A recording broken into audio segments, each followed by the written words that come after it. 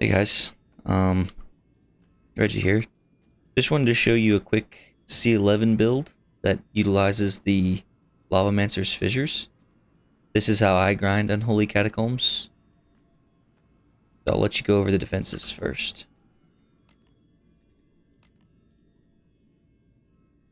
Bioscanner.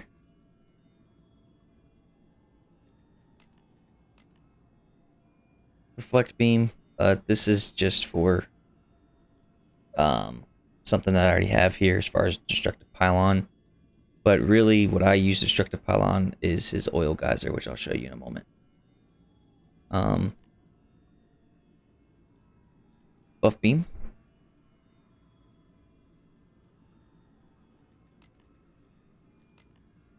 Boost Aura.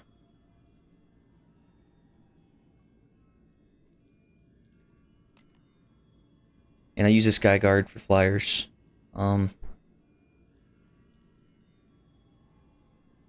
This is just a strong relic.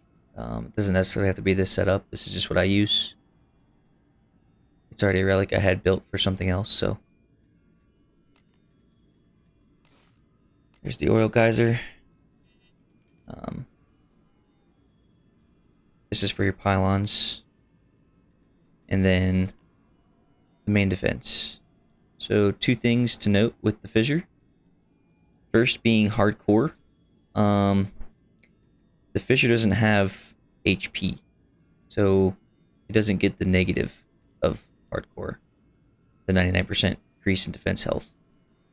It only gets the benefit. So it's like having another destruction. So you're triple stacking destruction with this. And the second and most important is probably the Ember Mount Flames mod. This is a mod that only drops while using the Lavamancer.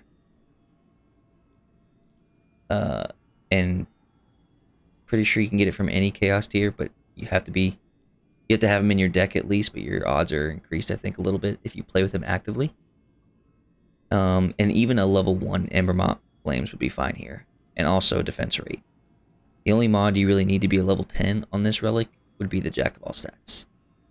The other two, Ember Mount Flames at level 1 is still like over 50 seconds of damage over time, which is insane. There's no lane on the map, on any map in the game, that takes a mob 50 plus seconds to walk.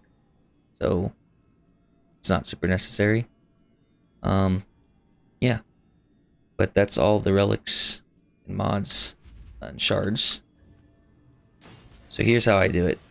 The only reason I showed you the Reflect Beam, it's my second Destructive Pylon, it's just because I'm so used to placing it, but you can just use the one and just put the Oil Geyser for Destructive there. I do 2 Fissures, 2 Oil Geysers, buff, boost, and then Bioscanner. Now you have enough mana to give 1 upgrade to the buff beam in both fissures in each lane except for the last lane. The third lane you only have enough DU or mana to upgrade the buff and 1 fissure.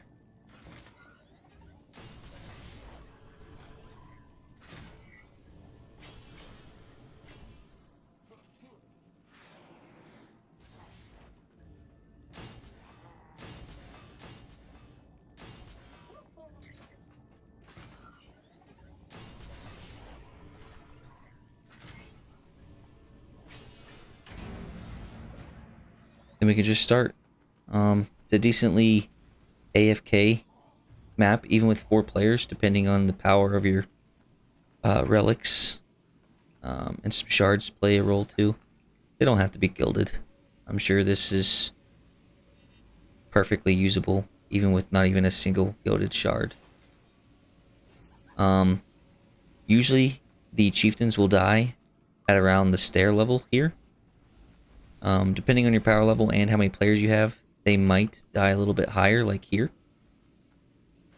But everything should be basically AFK. Skeletons you have to watch out for because, you know, even if they make it to only here the first time, they die and they spawn here. Second time they make it to here, they die. So eventually by the third or fourth wave, they'll start to spawn outside of your damage range and be able to walk towards your crystal. Occasionally, the witch will spawn her rabbits, which run really fast, that can get you.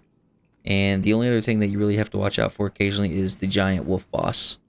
Occasionally that will also break through because it runs very quickly. Other than that, you really shouldn't have to watch a whole lot of anything.